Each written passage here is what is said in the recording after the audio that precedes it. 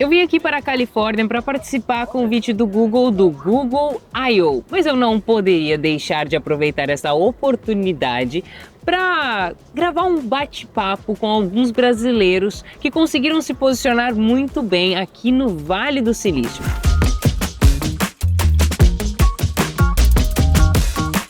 Conhecer um pouco mais dos perrengues, principalmente, das histórias, da trajetória, de tudo aquilo que eles fizeram para chegar nesse lugar trabalhando com tecnologia. E hoje eu quero muito que vocês conheçam a história e eu vou conhecer também aqui do Regis Almeida. Seja muito bem-vindo. Obrigado, prazer falar com você. Muito bom. Agora nós estamos em Stanford, estamos aqui na frente da universidade para fazer esse bate-papo. Regis, eu peço que você já comece contando para o pessoal o que você faz atualmente aqui na Califórnia. Eu trabalho numa empresa que desenvolve veículos autônomos. É uma das empresas que está liderando esse processo, essa corrida para atingir o nível alto de autonomia. Então, assim, a gente tem 3 players principais aqui nos Estados Unidos que estão liderando esse processo. É a Waymo, que ela é da Alphabet, da Google, a Zoox, que é a empresa que eu trabalho, que é uma subsidiária da Amazon, e a Cruise. A Cruise, nesse momento, eles estão com a licença deles suspensa, mas é uma empresa também que tem uma tecnologia bastante desenvolvida, e eles são da GM. Excelente. Então, atualmente você trabalha com o desenvolvimento do software que roda num carro autônomo? Na verdade, eu trabalho com o desenvolvimento do veículo. Do veículo? Isso. Eu sou da área de automotiva há mais de 22 anos. Cara. Trabalhei muitos anos no Brasil, lá na Fiat Chrysler. Trabalhei na Alemanha também. Vim para os Estados Unidos pela primeira vez em 2020. E aqui é a minha segunda vez. E o meu departamento, a gente desenvolve o veículo. E a gente tem um departamento que desenvolve o software e as tecnologias, os algoritmos, faz todo o desenvolvimento dessa parte. E especificamente, eu trabalho com, assim, o meu time tem algumas funções específicas dentro do desenvolvimento do projeto. A gente faz o desenvolvimento do conceito do carro, que é a ideia inicial do carro. Então a gente trabalha junto com os designers, que são os artistas que desenham o carro. Caramba. E a minha parte e a parte do meu time é entregar a gente chama de inputs de engenharia, que são os limites que os designers precisam ter para desenvolver um carro, porque senão eles vão longe. Então a gente tenta manter eles um pouco o pé no chão. A outra área que meu time também faz é bem semelhante, mas são em fases diferentes do projeto. Quando o projeto está mais avançado, o conceito já está consolidado, a gente é responsável em fazer a integração entre o time da engenharia e o time de design. Mais uma vez, entre esses dois times, trazendo o mundo da engenharia integrado com o mundo do design. Que faz de fato aquilo acontecer, né? Exatamente. Eles são responsáveis de fazer o produto ficar bonito, ter uma linguagem interessante, ter um user experience interessante, atrativo. E a engenharia é responsável por fazer a funcionalidade, fazer as coisas acontecerem. Isso. Então eu e meu time, eu lidero esse time que faz essa integração e faz essa coisa toda acontecer. Muito bom, é bem diferente. Eu nunca tinha conhecido uma pessoa que trabalhava diretamente ligada à construção do veículo em si. Muito legal. Agora que a gente já sabe onde nós estamos situados nesse momento, onde o Regis atua nesse momento, vamos voltar um pouquinho na sua história? Regis, conta pra gente quando e qual foi o momento da sua trajetória que você se interessou por tecnologia? Então, desde pequeno eu gostava muito de design, de desenho. Então, assim, quando eu era criança, ainda criança lá da periferia de Belo Horizonte, eu já gastava muito tempo com desenhos, fazia desenhos artísticos. Quando eu tinha 8 anos, eu fiz um curso que me habilitou a fazer desenho de animação. Então, assim, eu sempre tive um apreço muito grande pela arte, mas fui me apaixonando também pela área de exatas. Eu gosto muito de física, eu gosto de matemática, e assim, as coisas foram me direcionando, e as oportunidades foram surgindo, as coisas foram acontecendo, muitas delas inesperadas, e através de muito esforço, através de tropeços e as coisas foram acontecendo e me trouxeram nessa direção. Excelente. Vamos explorar um pouco mais esse momento da sua história? Você falou que é uma pessoa que veio de uma classe social mais limitada financeiramente, Sim. da periferia de Belo Horizonte. Como que você conseguiu dar os seus primeiros passos dentro desse contexto, que eu imagino que, de certa forma, pode ter sido improvável? Bastante improvável. Sim, assim, eu vim da periferia de Belo Horizonte e eu estudei sempre em escola pública. Fiz o meu primeiro grau, segundo grau. Eu costumo falar uma coisa que muitas pessoas, eu sei que muitas pessoas duvidam, mas é a pura verdade. Eu até meu primeiro ano do segundo grau, do ensino médio, eu não sabia o que era um vestibular. Eu não tinha ideia disso, assim. Minha família, meus pais, eles trabalharam muito, assim, para me dar uma educação, mas assim, sem ter muita noção até onde eu poderia ir. Então, assim, não tinha ninguém na minha família com curso superior. Então, eu simplesmente, aquilo não fazia parte do meu mundo, do meu ambiente. Mas meus pais sempre me incentivaram a estudar. Mas estudar para eles era aquilo ali, era o primeiro, segundo grau. E assim, aquilo para mim foi uma novidade. E eu formei o segundo grau, ensino médio. Eu continuo falando em segundo grau e já revela que eu não sou tão novo. Tudo bem. Mas formei o ensino médio e assim, estava totalmente sem perspectiva. O que eu vou fazer agora? O que eu vou fazer na minha vida? Até que um amigo meu, que assim, um irmão, cresceu junto com a gente lá dentro de casa, ele chegou e me apresentou o Cefet. Ele falou assim, ó, tem o Cefet, que é um colégio técnico. E ele tinha acabado de passar, esse cara tem uma história de vida muito bonita também, de muita superação. E ele tinha acabado de passar no Cefet e falou assim, cara, faz, você é inteligente, você vai conseguir. Então eu tirei ali 3 meses da minha vida, eu já estava trabalhava como embalador no supermercado. Foi o seu primeiro emprego? Meu primeiro emprego, dos 17 para os 18 anos. Eu larguei esse emprego, me dediquei 3 meses para estudar, para poder fazer aquela prova do Cefet. E esse foi o ponto de inflexão na minha vida. Quando eu avalio toda a minha trajetória, eu percebo assim, aquilo ali realmente mudou minha trajetória. Caramba. Estudei muito naqueles 3 meses, nunca fui de estudar, até então eu nunca fui de estudar. Então eu estudava para passar, mas aquele momento ali, eu fiz aquela prova, entrei no Cefet e os horizontes se expandiram. E eu vi que existia algo além. Então, de um aluno com uma base muito ruim, eu passei a ser um cara extremamente dedicado, comecei a estudar bastante. E lá no Cefet mesmo, eu trabalhava, depois eu entrei no Cefet, arrumei um trabalho que eu trabalhava numa distribuidora de cosméticos. Eu carregava caixa o dia todo, do lado do Cefet, então eu trabalhava ali o dia todo, depois eu ia para o Cefet à noite. Qual curso você fez no Cefet? Tem vários cursos? Tem vários cursos. Eu fiz eletromecânica, que hoje é a área de robótica, seria a área de robótica. Estamos falando aqui do começo dos anos 2000. Então, eu trabalhava o dia todo e depois eu ia para o Cefet e pegava um ônibus. Quando eu estava em um dos campos, eu pegava um ônibus que chegava lá às 11h20 da noite, eu ainda tinha que andar 20 minutos para chegar num lugar perigoso. Quando eu estava no outro campus, eu tinha que correr para pegar o metrô. Pegava o metrô, depois tinha que correr para pegar outro ônibus. Se eu perdesse esse segundo ônibus, eu ia chegar em casa 1h da manhã. E assim, foi muita superação, foi muito difícil. Mas no final daquilo, da primeira parte do meu curso, eu consegui um estágio no Senai e eu era auxiliar didático, então eu preparava aulas, eu dava suporte aos professores e aquilo ali, lá no Senai eu fiquei sabendo de um concurso que ia ter de uma empresa italiana que estava vindo para abrir um escritório de engenharia do produto para prestar serviços para a Fiat no Brasil e eu era técnico, só que eles abriram esse leque também para os estudantes do curso técnico do Cefet e buscaram também alunos de engenharia. Sim. E teve um concurso muito grande, mais uma vez estudei muito, muito mesmo, e passei. Aí eu consegui esse primeiro emprego, que foi o que me trouxe para dentro da indústria automotiva. Então eu entrei para a indústria automotiva antes mesmo de ser engenheiro.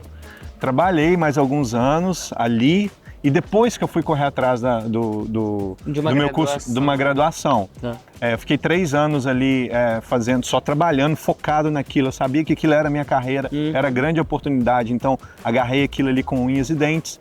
E depois eu fui tentar entrar na faculdade. E entrar na faculdade foi muito difícil, porque, mais uma vez, um aluno de escola pública, tentando entrar numa faculdade igual na UFMG, e estudei bastante, muito, e consegui passar. E quando eu passei, dos 40 alunos que tinha na minha sala, eu era o único que tinha vindo de escola pública. É isso que eu ia te perguntar até em relação ao seu técnico. Sua história é bem parecida com a minha, por sinal. Quando eu entrei no colégio técnico da Unicamp, para mim, minha vida foi completamente transformada a partir dali. E na minha sala tinham poucas pessoas que tinham vindo de escola pública. Você lembra quantas pessoas no seu técnico, No técnico? tinham vindo de escola pública? Eu não sei precisar o número, mas eu sei que assim, a maioria já estava vindo de das escolas particulares. Agora, eu lembro que lá, sim, tinham pessoas que tinham vindo de escola pública, mas a grande maioria vinha de escolas particulares. Sim, isso. Esse panorama mudou totalmente quando eu entrei na Universidade Federal, porque lá era, como eu falei, era só eu vindo disso. Eu vindo de escola pública, de certa forma, porque o Cefet também, o Cefet e o Cultec são 2 colégios técnicos, eles são públicos, mas precisa de um processo seletivo para entrar. Exatamente, né? Então é um outro nível de colégio público. Sim. E o detalhe é que eu tinha feito somente o técnico e não o ensino médio. Então quando eu falar, eu sou o único que vim de escola pública, é porque eu sou o único que fez o ensino médio todo, o ensino fundamental e o ensino médio todo em escola pública. E assim, isso aí foi o começo da minha trajetória educacional. Depois eu concluí meu curso em 5 anos, mais uma vez com muito esforço. Na faculdade? Na faculdade. Qual foi o curso? Engenharia Mecânica. Engenharia Mecânica. Seu técnico foi em eletromecânica. Por que você escolheu eletromecânica? Ali, naquele ponto, eu já gostava muito de ciências exatas e foi o que mais me atraiu, porque ali já envolvia um pouco dos 2 mundos, da parte eletroeletrônica com a parte de mecânico. Achei aquilo ali super interessante. Você olhou e falou, acho que isso aqui é interessante. Isso aqui é legal. Mas não tinha aquela referência, meu pai é engenheiro, meu pai... Não. Assim, foi uma coisa... Foi acontecendo. Excelente. Justamente por isso eu fiz essa pergunta, porque muitas pessoas já têm um parâmetro. Essa pessoa é programadora, então ela fez o técnico, então eu vou fazer o mesmo técnico que ela. Tem uma pessoa, como você falou, um pai que já é engenheiro. Sim. Agora, quando você não tem ninguém com uma área de especialidade, às vezes com um técnico, uma graduação na sua família, você está um pouco, assim, sem esse parâmetro, essa percepção exata do que é aquele técnico, do que é aquele curso. Então você foi meio pelo cheiro ali. Sim, foi. E deu tudo certo no final das contas. Foi dando essa certo. Escolha. Beleza, aí você entra então na graduação, você passa 5 anos nessa graduação. Você gostou da sua graduação? Cara, olha só, eu acredito muito que as coisas, assim, as coisas acontecem no momento certo. No meu caso, por exemplo, eu entrei na faculdade, eu tinha 25 anos. Eu era um dos tiozões da sala. Só que eu acredito, assim, até nisso Deus me abençoou, porque eu cheguei naquele momento, eu já tinha uma carreira, eu já estava inserido dentro da indústria automotiva. Então, no meu curso, eu sabia exatamente onde eu precisava focar. Legal. Porque porque o curso de engenharia ele é muito abrangente, você aprende muitas coisas, mas é difícil você assimilar tudo. Então, eu consegui até focar dentro do meu curso, isso aqui é interessante para mim, isso aqui é importante para minha carreira. Não, isso aqui eu preciso passar, porque eu preciso formar. E eu formei depois, meu curso era 5 anos e meio, eu consegui fazer ele em 5 anos, eu consegui formar sem nenhuma repetição, que para os alunos de engenharia eles sabem como é que é isso aí. Mas assim, não por causa de brilhantismo, nada disso, porque eu realmente eu sempre estudei muito, eu estudava muito. A gente tinha um grupo de estudos, era eu e mais 3 amigos que a gente estudava todos os fins de semana. Eu trabalhava, nessa época eu trabalhava de 1 às 2h30 da tarde, eu saía do trabalho e eu ia para a faculdade. Ficava estudando a tarde toda, no fim de semana eu estudava.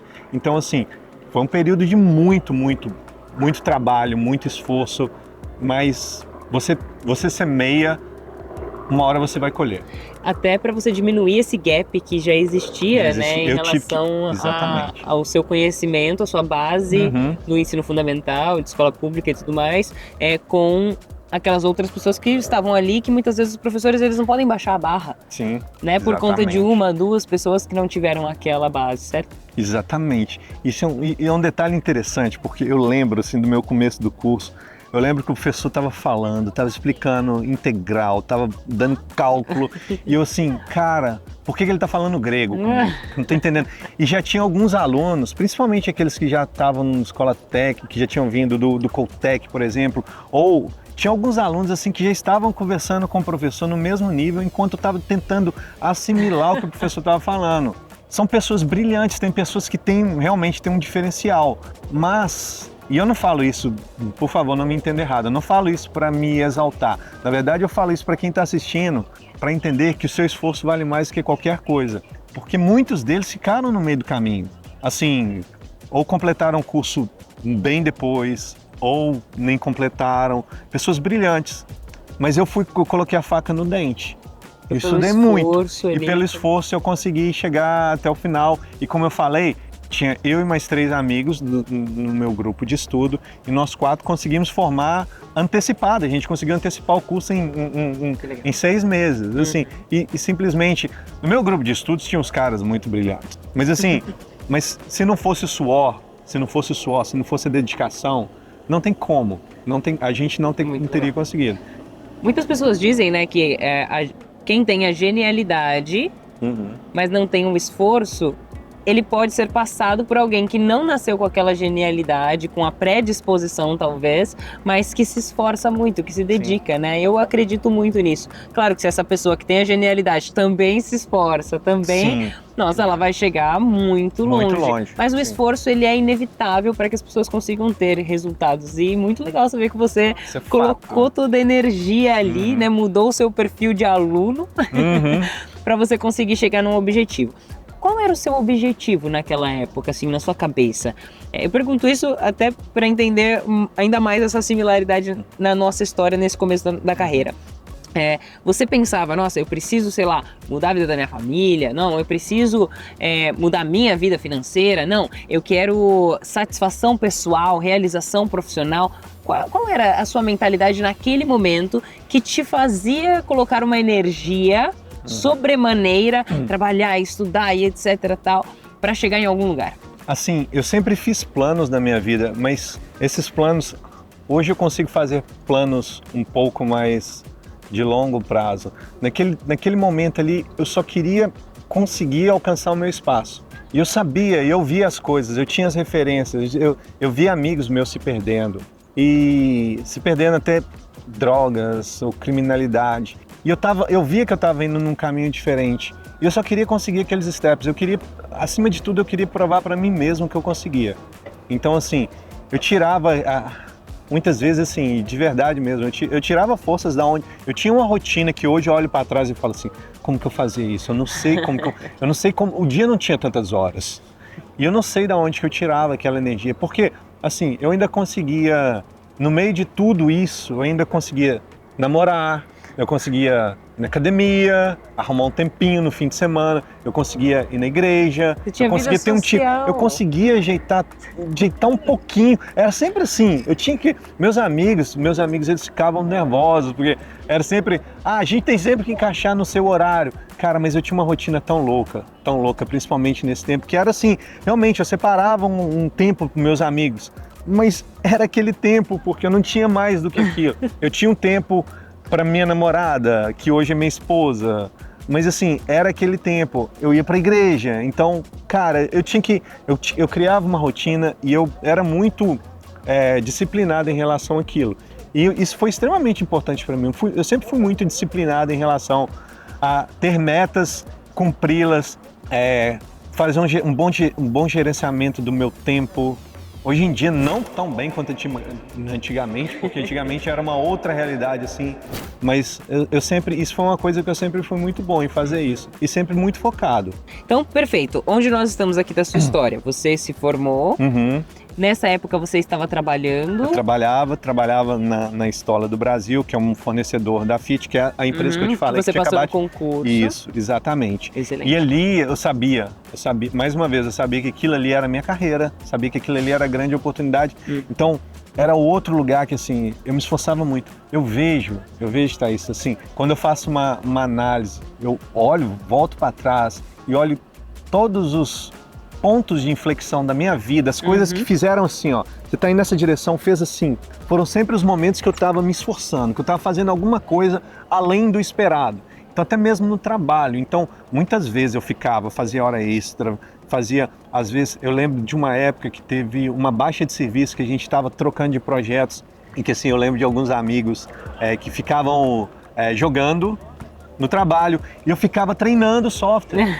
E um desses dias que eu estava lá treinando software, e criando, modelando coisas no software CAD, eu lembro que o nosso diretor, ele passou, sem eu ver, ele parou atrás de mim, ficou olhando e foi vendo. Eu tava modelando, tipo assim, grampeador, tudo que eu via na minha frente eu tava modelando para poder melhorar minhas habilidades. E aquilo ali, ele me separou para um projeto, falou assim, ó, tá vindo um italiano, tô vendo que você tá bom nisso, vou te colocar para trabalhar com esse cara.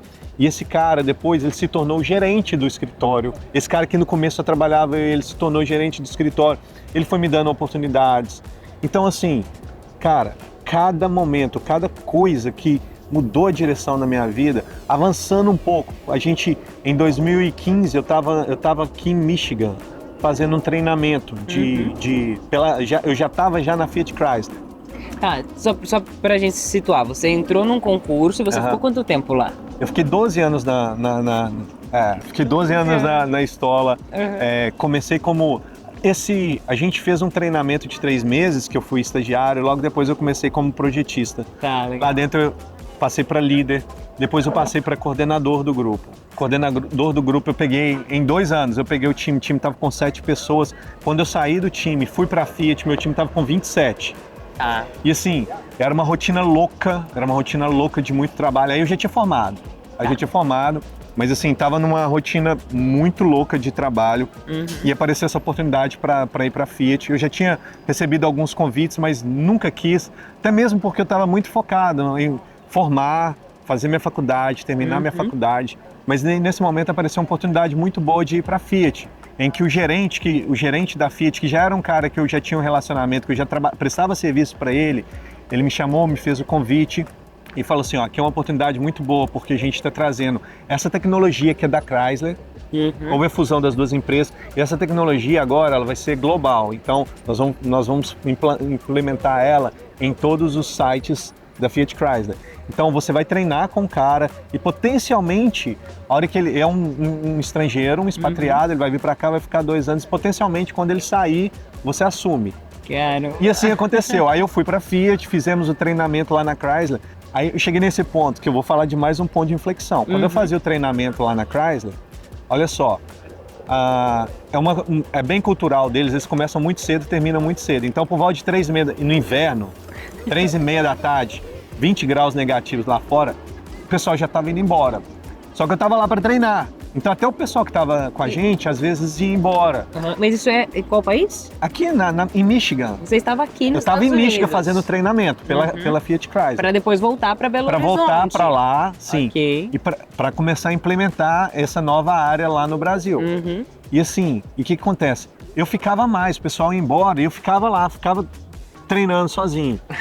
E uma pessoa específica, que era o cara que estava dando treinamento, sempre me via. E esse cara, a gente começou a construir um relacionamento muito legal, principalmente nessas horas depois, que era a hora que ele sentava, tipo, ele também era um coordenador, estava sempre na correria, e estava só eu lá, ele sentava, a gente conversava que eu arrastava o inglês.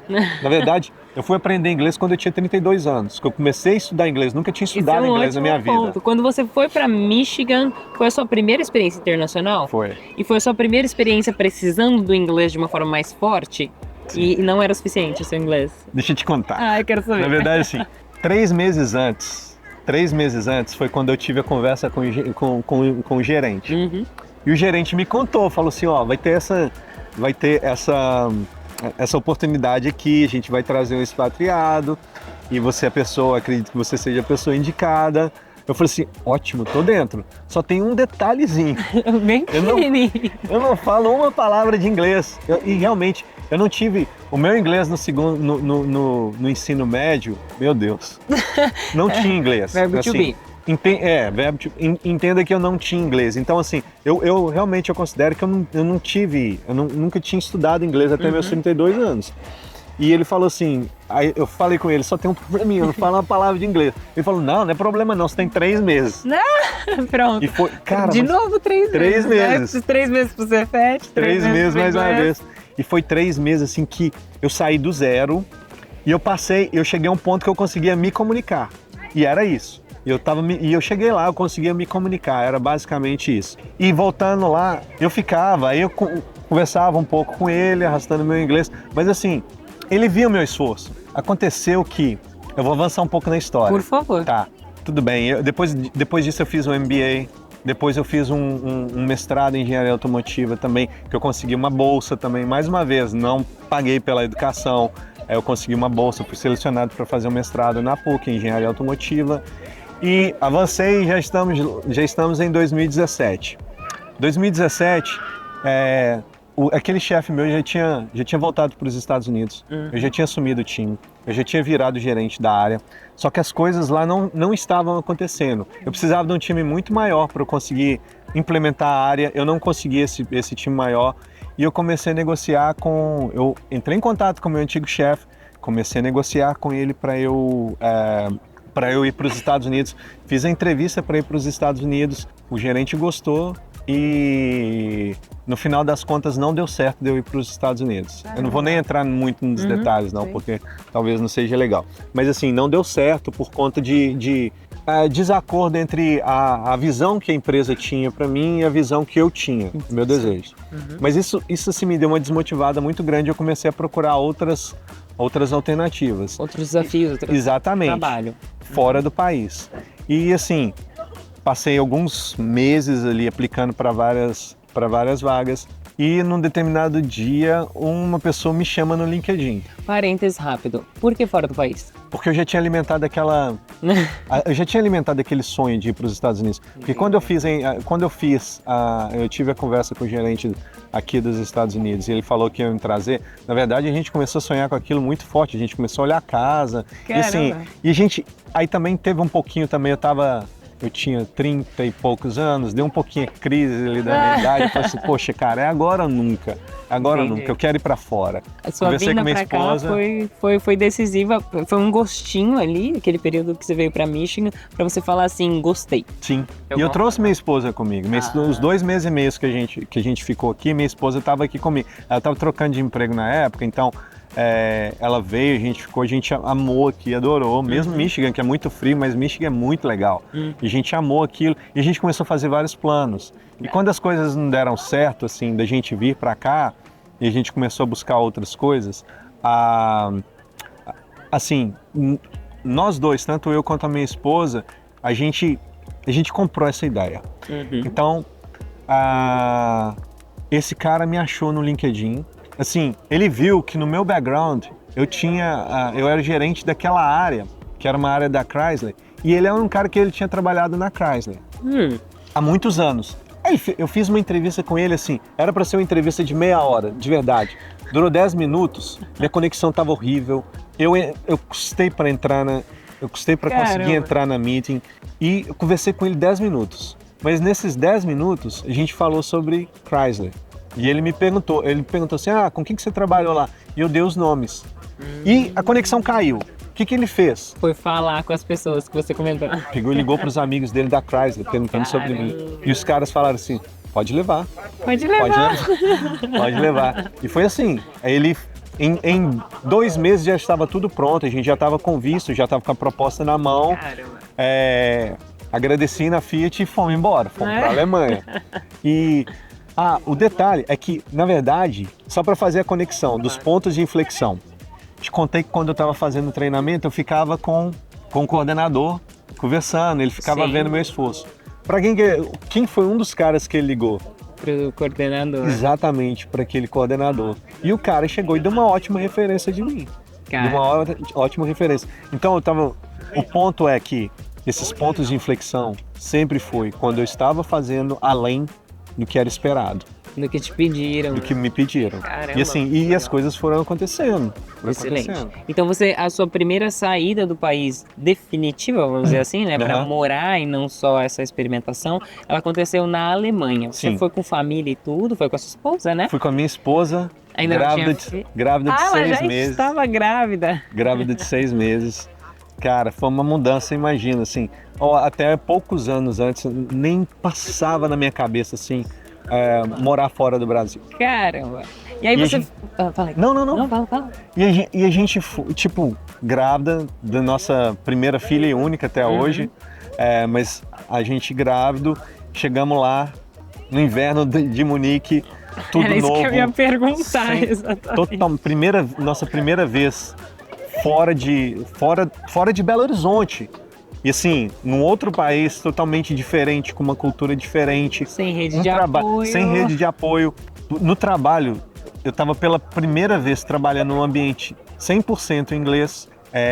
Eu cheguei lá com um objetivo e, na verdade, eu vi várias oportunidades lá para eu poder fazer a parte de conceito avançado.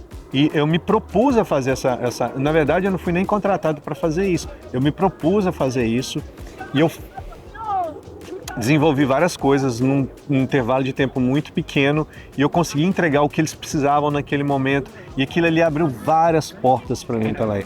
Porque eu tive... Imagina, uma coisa... Isso foi surreal. Eu trabalhei ali do desenvolvimento da parte de engenharia do conceito dos nossos carros futuro e de repente o VP de design vira para mim e fala assim, ó, nós vamos ter um evento daqui a 2 semanas com o CEO e com o CTO da empresa, vai estar o VP de engenharia, vai estar todo o board da empresa e você que vai apresentar a parte de engenharia porque foi você que fez. Que tranquilo. Legal. E eu com aquele inglês meu bem meia boca, fui lá, apresentei e logo depois que eu apresentei, o VP, logo depois disso eu vim para os Estados Unidos, vim para apresentar para o time dos Estados Unidos o trabalho que eu tinha feito lá e o VP chegou e me convidou para eu já vir para os Estados Unidos. Caramba! Isso eu estava com 4 meses de empresa. Só que a gente ia acabar de chegar na Alemanha. Eu estava amando a Alemanha, a minha esposa, ela estava... Odiando o frio. Estava odiando. Mas na verdade, assim, acho que para ela foi um choque muito grande. Não hoje ela entende isso. Tanto que, assim, a gente está até indo para a Alemanha no final do ano. Revisitar a Alemanha. Porque, assim, a gente tem memórias muito boas. Mas para ela, foi tudo uma mudança muito grande. Então, primeiro filho, sem rede de apoio, num país totalmente diferente. Ela é advogada, ela era coordenadora do escritório. Ela tinha a vida dela, era totalmente independente. Então ela foi para uma condição que ela era mãe de uma criança e ela era totalmente dependente. Não dirigia, não fala, ninguém falava alemão, mas assim, a gente falava o inglês que você consegue se virar com o inglês lá na Alemanha. Mas para ela foi uma virada muito grande. Eu estava tão engajado no trabalho que para mim era interessante, para ela era muito pesado. E assim, mas ali eu já recebi o primeiro convite para vir para os Estados Unidos, pelo próprio VP de engenharia. E acabou que 2 anos depois, assim, aí o nosso gerente sênior saiu da empresa e eu assumi o time global. Caraca. Quando eu assumi o time global, naquele convite, quando ele fez o convite, eu falei com ele, eu não estou preparado para ir. Primeiro até pelo visto, porque para eu fazer o visto para poder fazer a transferência para cá, eu precisava de 1 ano de empresa. Eu tinha 4, 5 meses. Aí eu falei, não consigo até mesmo por conta do visto. E outra coisa, a gente acabou de chegar na Alemanha. E naquele momento eu estava tão impressionado com a Alemanha, eu tinha gostado tanto, que eu falava assim, cara, eu não sei se eu quero sair daqui. E era um ponto de discórdia, porque minha esposa não estava gostando. Eu falava, não, você vai gostar. Tentava convencer ela que ela ia gostar. Mas no final das contas, passaram-se 1 ano e meio, o nosso gerente global, ele saiu e eu assumi o time. Aí eu assumi o time global. Quando eu assumi o time global, eles me deram a cartada. Não, agora você tem que vir. Isso era em 2019. Aí eu cheguei aqui nos Estados Unidos em janeiro de 2020. Caramba, que era a ideia inicial. Era a ideia inicial. A nossa ideia inicial no começo era fazer uma ponte na Europa e tentar vir para os Estados Unidos para conseguir vencer a barreira do visto. Ai, deu certo. E acabou que deu certo. Só que no começo eu estava gostando tanto da Alemanha que eu comecei até a pensar assim, cara, eu não sei se eu quero ir para os Estados Unidos. O plano.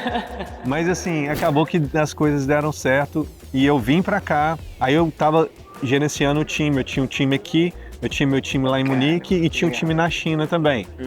E só que aí eu cheguei aqui mesmo em janeiro de 2020. O que veio logo depois? Pandemia. Aí tudo mudou, porque a pandemia era uma startup, a gente estava no round de investimentos. Só uma dúvida, a gente está falando sobre toda essa parte de conceito que você fazia ali, tinha relação direta com construção de carros, mas a gente está falando sobre carros autônomos? Era veículos elétricos. Veículos elétricos. Naquele ponto, o carro que a gente estava desenvolvendo era um carro elétrico. Legal. Não era carro autônomo ainda. Naquele momento, em 2020, a gente está falando de um momento onde a gente não tinha tudo que a gente tem hoje, nem de popularidade desse assunto, né? Exatamente. A própria Zoox, naquele momento, a Zoox ali em 2019, ela estava com os veículos de teste, estava lançando os primeiros veículos full autônomo, estava no primeiro momento dela ainda. Então, essa empresa era uma empresa de veículos elétricos. E assim, veio a pandemia e o que aconteceu é que a empresa ela não conseguiu captar os investimentos. Caramba. Ela em abril, no final de abril de 2020, ela colocou todos os funcionários em licença não remunerada. E só que o problema, a questão é que naquele momento, as pessoas tinham um subsídio aqui do governo. O governo estadual e o federal aqui nos Estados Unidos estavam dando uma bolsa, um auxílio, que era de $4.300, que era pelo menos eu conseguia pagar meu aluguel aqui. O problema é que eu não recebia isso, porque eu tinha acabado de chegar nos Estados Unidos.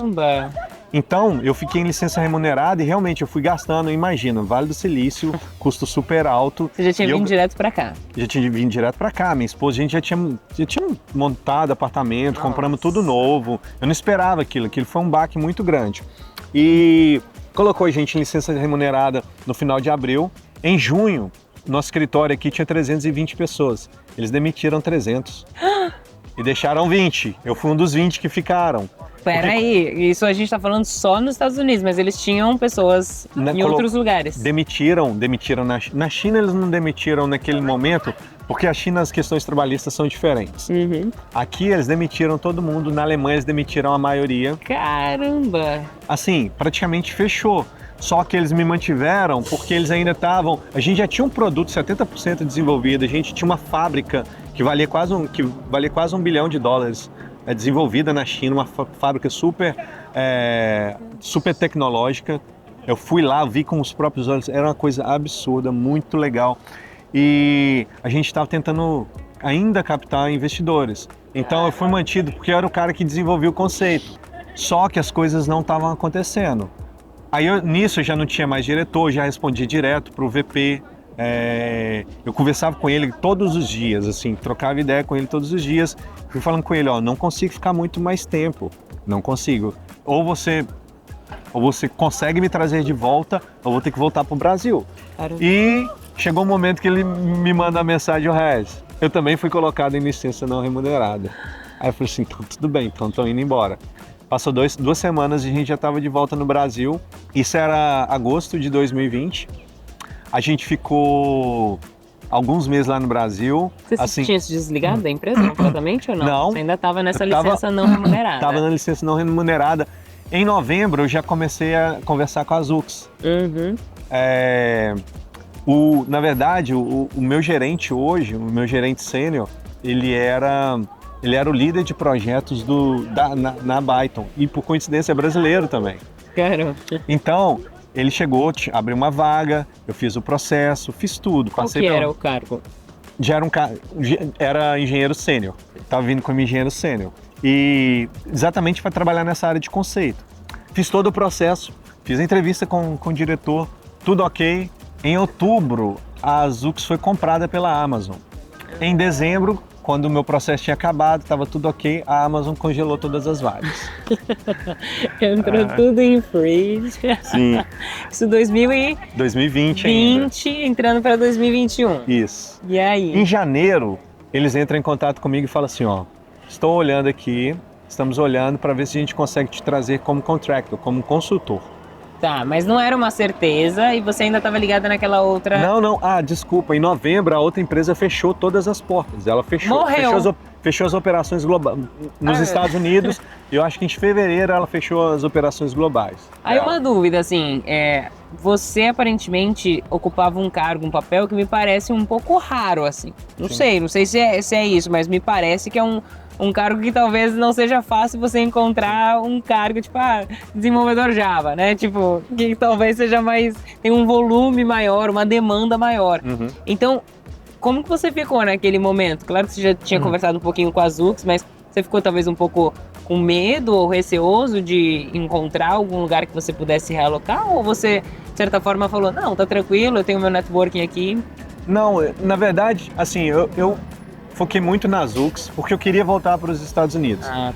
Mas, ao mesmo tempo, em janeiro, começou a conversa de eu vir como contractor. Estava muito condicionado com a questão do meu visto e eu ia prestar um serviço para eles, então teve todo um processo de tentar prestar serviço para eles direto com a minha empresa. E não estava dando certo, porque a Amazon queria ter um Tier 1 dela, um dos fornecedores dela intermediando. Entendo. Isso foi demorando, isso foi se prolongou por 3 a 4 meses. Nesse meio tempo, aí eu comecei a negociar com outras empresas. Entendi. Eu comecei a negociar para voltar para Munique, avancei bastante nessa negociação. Eu já estava fazendo a negociação de salários, os detalhes finais, e também estava fazendo um processo que eu também já estava no finalmente mesmo, para ir para Xangai. Caramba! Eu ia ter a reunião, no dia que eu recebi a carta de oferta da Zux, no dia seguinte eu ia ter a reunião com o VP lá na China e já tinha falado com minha esposa que nós vamos para Xangai. Acho que a gente vai para a China, acho que a gente vai experimentar algo um pouco diferente, né? E aconteceu assim, no dia anterior eu recebi a carta e aí eu comecei a trabalhar na Zux em maio de 2021. Fiquei 3 meses trabalhando no Brasil. Ficar no Brasil não era uma possibilidade para você? Não era uma possibilidade para a empresa. Para mim, naquele momento, eu estava até pensando, porque mesmo eu tendo uma empresa intermediando, eu estava ganhando em dólar no Brasil. Então, assim, cara, era muito bom. Trabalhar para uma empresa brasileira não foi algo que você pensou nesse período? Não, nesse período eu não queria... Depois de ter desfrutado de algumas coisas. Nesse período, eu questionei realmente se eu voltaria para o setor automotivo. Sério? Sério. Eu comecei a ter ideias para empreender. Chegamos a abrir uma empresa também, logo, isso eu abri quando eu ainda estava na Byton, mas chegamos a abrir uma empresa um pouquinho antes da pandemia, depois não deu certo. Mas nesse período, quando eu voltei, eu pensei em ir para a área de construção. Falei assim, cara, não sei, se não aparecer uma coisa bem legal, eu vou ficar por aqui, eu vou construir. E minha ideia era assim, eu ia construir, eu comprei um sítio, eu ia construir, comprei um terreno num condomínio, eu ia construir no condomínio, vender. Eu já tinha visto esse processo das pessoas, por conta da pandemia, as pessoas estavam saindo do centro urbano. Eu falei assim, poxa, isso aqui é uma boa oportunidade. Isso em Belo Horizonte? Em Belo Horizonte. Eu falei assim, poxa, eu vou começar a comprar terrenos e construir. Cheguei a comprar. E quando eu estava na iminência para começar a construir, aí surgiu tudo isso e aconteceu as coisas. Caramba. E eu deixei isso. Mas realmente eu considerei assim, eu falei, cara, se não aparecer uma coisa muito legal, eu vou voltar. O da China era muito legal. O da China também era muito interessante, principalmente pelo aspecto financeiro. Que eu falei assim, a gente vai para a China, a gente vai fazer o nosso pé de meia. Sim. 2, 3 anos, depois a gente volta para cá. Ou então, enquanto eu estiver na China, eu entro para algumas empresas. A minha ideia era, enquanto eu estou na China, eu já vou fazer a aplicação do Green Card por minha conta. Então eu já tinha vários planos. Como eu te falei, eu sempre tenho um plano B. Isso é extremamente importante, assim, para quem estiver ouvindo. Cara, sempre tem um plano B. Agora eu tenho um plano B. Na minha vida eu sempre tive um plano B. O meu mestrado, o mestrado para mim, ele, mesmo sendo um mestrado em engenharia automotiva, pra te falar a verdade, nunca foi um diferencial assim. Eu nunca consegui um emprego, eu recebi uma proposta por causa do meu mestrado. O meu mestrado foi sempre um plano B. Porque eu colocava, poxa, se não der certo aqui, se eu não tiver gostando, a hora que eu cansar da automotiva, eu vou para a área educacional. Caramba. Então, minha vida toda, eu sempre tive um plano B. E naquele momento, mesmo quando eu vim para cá, eu não fechei a empresa de construção lá no Brasil. Falei assim, cara, se não der certo aqui mais uma vez, eu vou voltar para o Brasil e eu vou tocar isso. E vou abrir outras empresas, não sei. Provavelmente eu não vou trabalhar mais para ninguém, vou trabalhar para mim. E vim com essa ideia. E as coisas foram acontecendo. 3 meses depois que eu comecei como contractor, eu vim para cá, aí eu consegui tirar meu visto. É até um detalhe também muito importante para as pessoas que estão pensando em vir para os Estados Unidos de uma forma legal. Assim, eu já tive 4 vistos diferentes aqui. Tive o visto de turista, depois, no meu primeiro visto que eu vim foi um visto de transferência, que é o L1, que é uma transferência intra-company. É um detalhe importante, porque quando eu fui transferido para cá pela primeira vez, um dos motivos, todo mundo estava procurando outros empregos. Quando a empresa colocou o pessoal em licença não remunerada, o meu grande problema é que meu visto era vinculado com a empresa. Ah, então você não conseguiria trabalhar em outra empresa. Não conseguiria. Por isso eu fiquei até o último momento, porque eu ainda tinha esperança que se eles me chamassem de volta, eu poderia voltar para os Estados Unidos de forma legal. Depois, conversando aqui, eu sei que isso não é tão conhecido no Brasil. Conversando com amigos, com pessoas aqui, eu descobri um caminho das pedras. Eu vim para cá como estudante. Eu estava fazendo um outro mestrado, só que eu estava fazendo o meu mestrado era numa universidade daqui. É uma universidade séria, mas que o curso é online. Eu preciso ir só assistir algumas aulas presenciais e a grande questão é que essa universidade, ela dá uma permissão de trabalho no seu primeiro dia de aula. Caramba, que legal. Então, minhas aulas começaram no dia 30 de agosto e eu comecei a trabalhar no dia 30 de agosto. Foi quando a gente chegou aqui. E nesse primeiro momento eu fiquei com um visto de estudante. Logo depois a empresa ela já aplicou um visto que chama O2, é um visto para habilidades especiais. E ela já aplicou, foi parte até da minha negociação, ela já aplicou para mim o Green Card. Depois ela aplicou para mim o H1B, que é o visto de trabalho, que aí depende de uma loteria. Teve um momento que ela estava aplicando para mim o Green Card e 2 vistos. Assim, a empresa, a Zux é fantástica. Ela realmente estava disposta a te ajudar. Sim, ela fez de tudo. E assim, é uma coisa que você vê que é uma visão diferente, porque a empresa, ela investiu para me dar uma estabilidade, mas é uma estabilidade que oferece um risco para ela, porque Sim. Uma vez que eu conseguir um visto mais estável, eu posso trocar de emprego. E só deixar a empresa, né? Sim.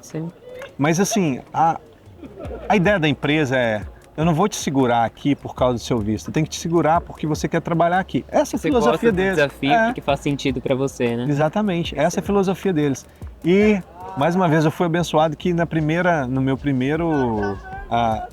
loteria do H1B eu já fui contemplado. Caramba! Então no ano seguinte eu já peguei o meu visto de trabalho, abandonei meu mestrado porque já não fazia mais sentido. Sim. Meu mestrado, eu estava fazendo mestrado em Engineering Management, que é gerenciamento de engenharia.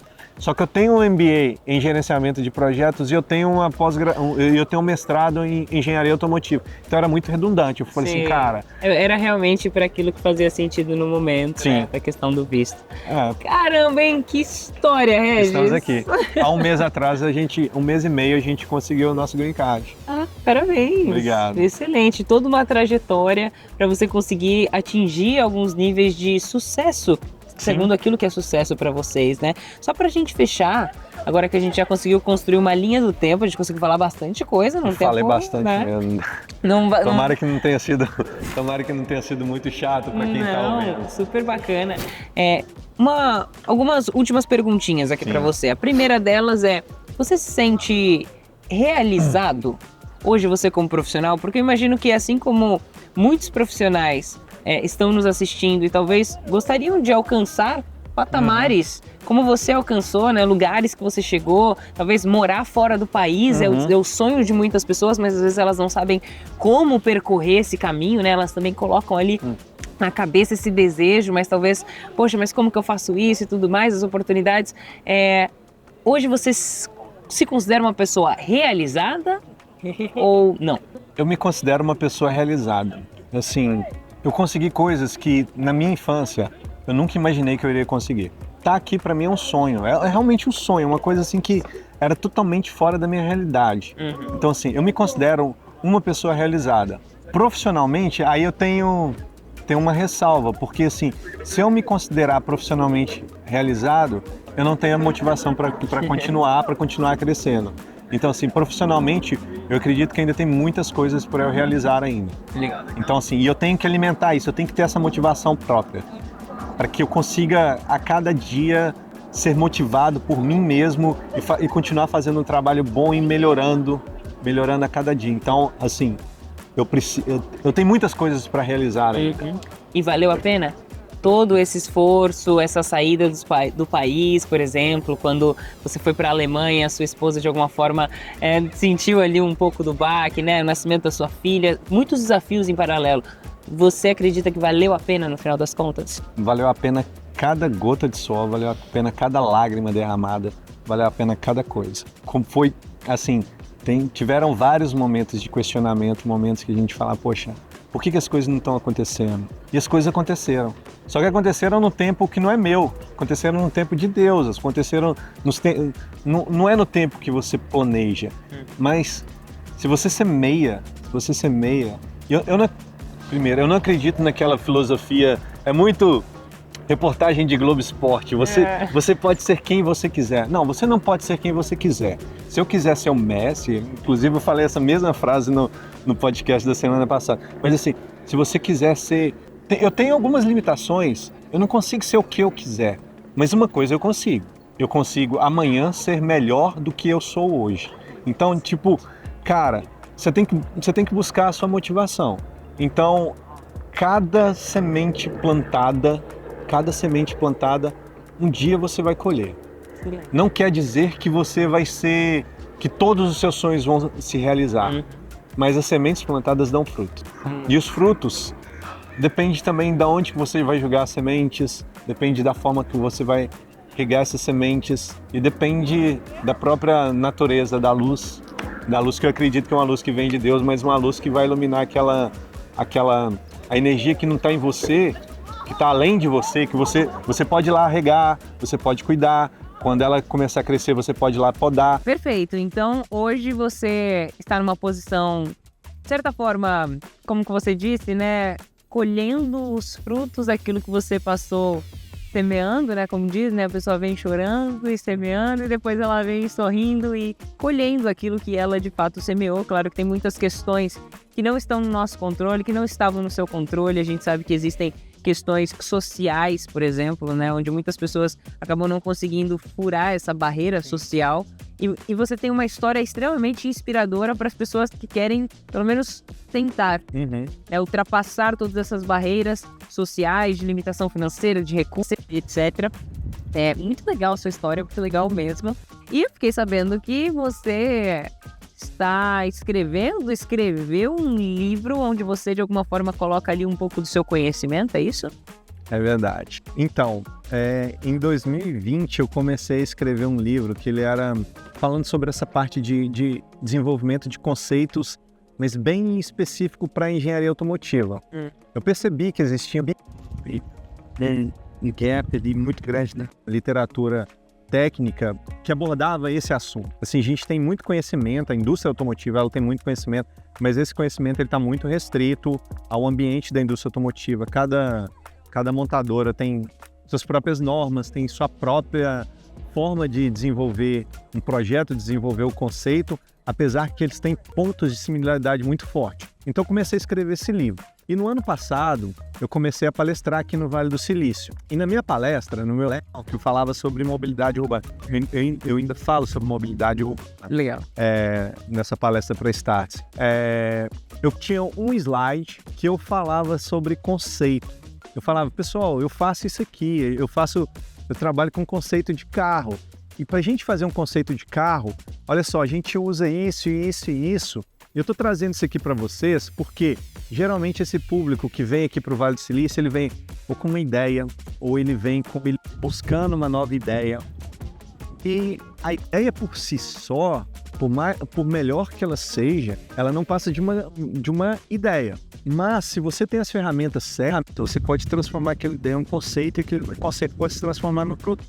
Então esse era meu foco, eu só dar uma pincelada, falando assim, gente, esse aqui, a gente usa essas ferramentas, então se vocês estão com vocês têm uma ideia na cabeça, estão pensando como implementar essa ideia, se for isso, vocês a virem aqui, só estou dando para vocês um panorama de como que a gente faz. E aquele slide tinha muito engajamento, eu vi que as pessoas eram muito interessadas naquilo, e aquilo ali, falei, poxa, olha só, talvez ao invés de eu escrever uma coisa bem mais nichada para engenharia, eu acho que eu posso usar esses mesmos conceitos que são conceitos universais, que você pode usar independente, desenvolver qualquer tipo de conceito, você transformar uma ideia em um conceito. Essa ideia, materializar uma ideia em um conceito. Você tem várias ferramentas para você fazer isso. A indústria automotiva, ela usa várias dessas ferramentas. Então eu falei assim, poxa, por que eu não pego isso, não escrevo numa linguagem que seja abrangente para qualquer tipo de público e transformo isso numa coisa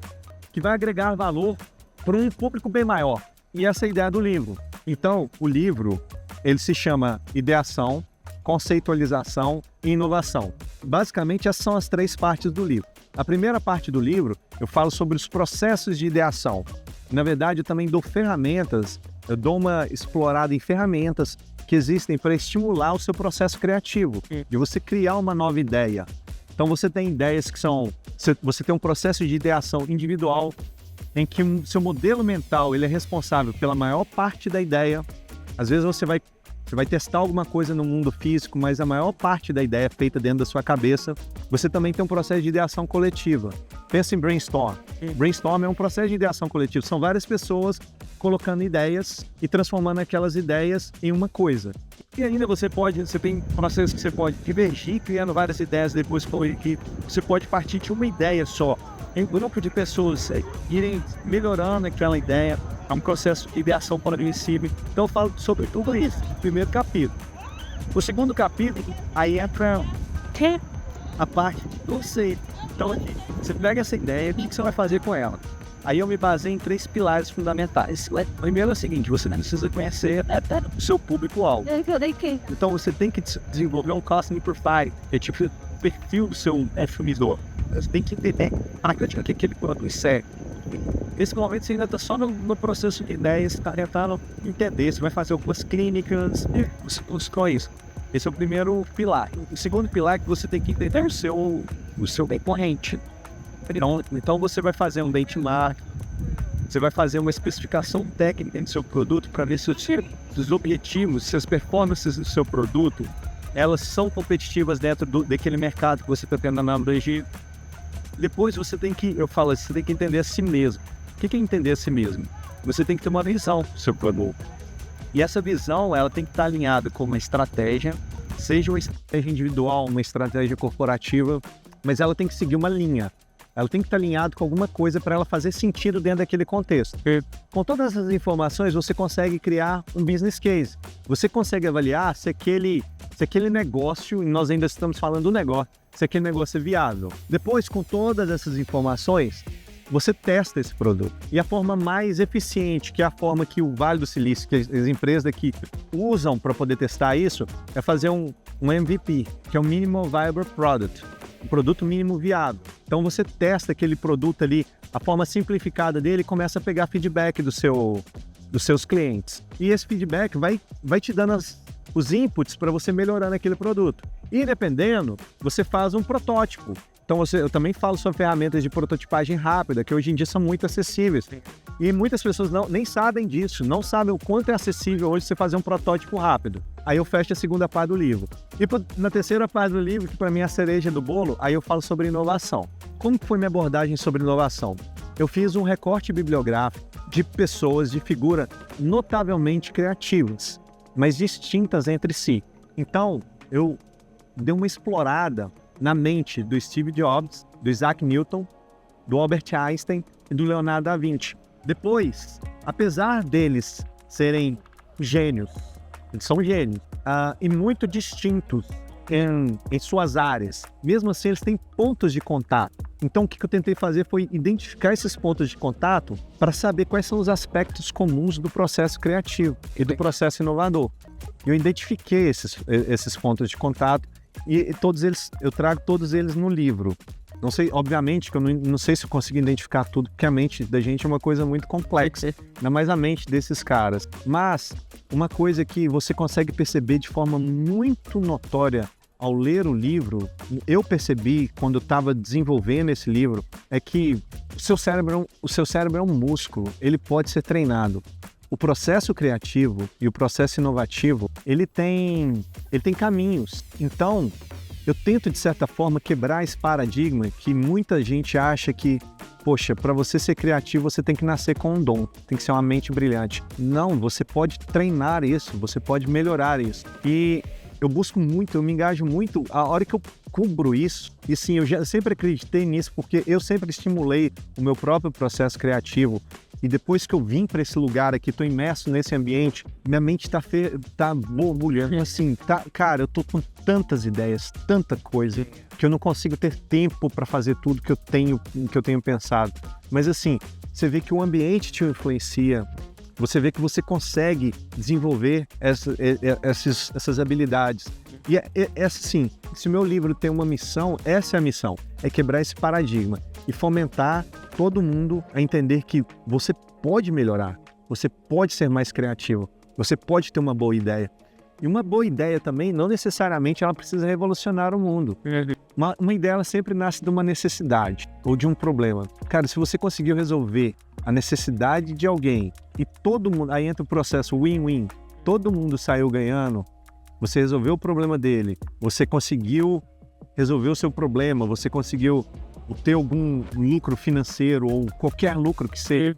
Às vezes você está fazendo um bem para o mundo e aquilo também é um lucro, você está tirando um lucro, você está tendo uma recompensa com aquilo. Então, se todo mundo ali foi beneficiado, aquela ideia é uma ideia de sucesso. Uma ideia que realmente agrega valor. Vale a pena fazer o investimento, né? Sim. Excelente. E é muito legal você como uma pessoa técnica, né? Que começou como uma pessoa técnica, desenvolver todos esses conhecimentos, habilidades e destravar essas coisas na mente. Porque as pessoas técnicas tendem a não se importar com a questão da dor, né? Tá pensando muito mais em como eu construo a solução, qual a melhor tecnologia que eu vou utilizar, qual o melhor algoritmo e tudo mais. Inclusive, tudo isso que você falou, eu imagino que é extremamente útil não apenas para pessoas de tecnologia, mas para pessoas que queiram realmente destravar, né? Ativar esses gatilhos na sua mente para que ela possa ser mais criativa, mais inovadora, mesmo que ela esteja dentro de uma empresa e não queira criar a sua própria startup. Então, muito legal tudo isso. Sabe qual que é o elemento essencial para você conseguir destravar essa? Primeira coisa é a seguinte, eu acredito muito na filosofia do Lewis Carroll, que é o autor do livro Alice no País das Maravilhas. Se você não sabe para onde vai, qualquer serve. Então, assim, você tem que ter objetivo, você tem que ter meta. Isso te leva para algum lugar. E ao longo do caminho, as pessoas que você anda junto, essas pessoas vão te direcionar, vão criar essas destravas mentais. Então, assim, eu sou muito grato porque ao longo da minha trajetória, Deus foi colocando pessoas na minha vida, assim, que compartilharam conhecimento. Que foram te ajudando a se destravar, né? Você diria, considerando uma principal dica, assim, de tudo que você trouxe, né? Você falou várias vezes a respeito das pessoas que tiveram no seu caminho, a questão de esforço. Enfim, se você pudesse escolher uma única dica para nossa audiência, para pessoas que querem alcançar os seus objetivos, mas que elas talvez nesse momento elas precisem de um destravamento. Qual seria essa dica? Faça mais do que esperam de você. É o que deu certo pra mim. Sempre fazer um pouco mais. Então a gente tem aqui a história de uma pessoa que da periferia de Belo Horizonte para o Vale do Silício, para a Alemanha, depois para o Vale do Silício. Tô muito feliz de conhecer a sua história, Regis. Muito obrigado pelo seu tempo. E como que o pessoal pode se conectar com você? Porque depois de toda a sua história, eu tenho certeza que algumas pessoas vão falar assim: eu quero mandar uma mensagem pro Regis, eu quero conversar com ele, quero ter acesso ao livro. Como que as pessoas podem se conectar com você? Então, eu vou deixar, a Thaís vai deixar as minhas redes sociais na descrição. O meu LinkedIn é Reginaldo Almeida, é fácil achar. E o meu livro, ele tá na Amazon, Aí nós também vamos deixar o link também na descrição. Tem a versão em português e tem a versão em inglês dele. A versão em português está lá tá na Amazon do Brasil. A versão em inglês ela está aqui, então fica mais complicada. Mas se vocês quiserem também, o e-book também está disponível, só que está na Amazon aqui dos Estados Unidos. Excelente, aproveita, pega o inglês para começar a treinar o idioma, caso você queira vir trabalhar aqui nos Estados Unidos ou em algum outro país. Regis, muito obrigada de verdade Eu que agradeço. pela sua participação. Que você possa continuar nos acompanhando aqui, fica de olho nas nossas próximas entrevistas e a gente se vê numa próxima.